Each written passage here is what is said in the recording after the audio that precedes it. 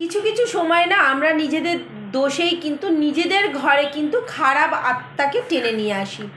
আমরা সকালবেলা উঠে প্রত্যেক দিন সব মানুষরাই কেউ বলবে না যে আমরা ঘরদোর গুছোই না বা ঘরদোর পরিষ্কার করি না, সবাই আমরা ঘরদোর পরিষ্কার করি এবং বিছানা বলুন বা সোফা বলুন যাই কিছু থাকে তাকে প্রচণ্ড পরিমাণে একদম পরিষ্কার পরিচ্ছন্ন করে রাখতে চেষ্টা করি।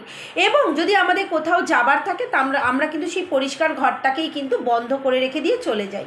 এটা কোনো দিন কিন্তু স্বাস্থ্য বলে করা উচিত না, কারণ এতে কিন্তু ঘরে পেট আত্মার কিন্তু বাস হয়।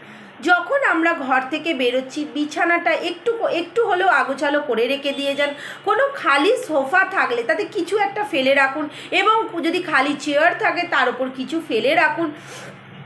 এগুলো একটু করে রাখুন, কারণ পরিষ্কার জিনিস দেখবেন খারাপ আত্মার কিন্তু বাস হয়। আবার যখন ঘরে ফিরে আসছেন তখন কিন্তু ঘরের যেগুলো আপনি আগোছালো করে রেখে গেছিলেন অবশ্যই ঝাঁটা দিয়ে একটুখানি ঝেড়ে নিয়ে আবার সুন্দর করে গুছিয়ে নিন, এতে আপনার ঘরটা কিন্তু পজিটিভ থাকবে।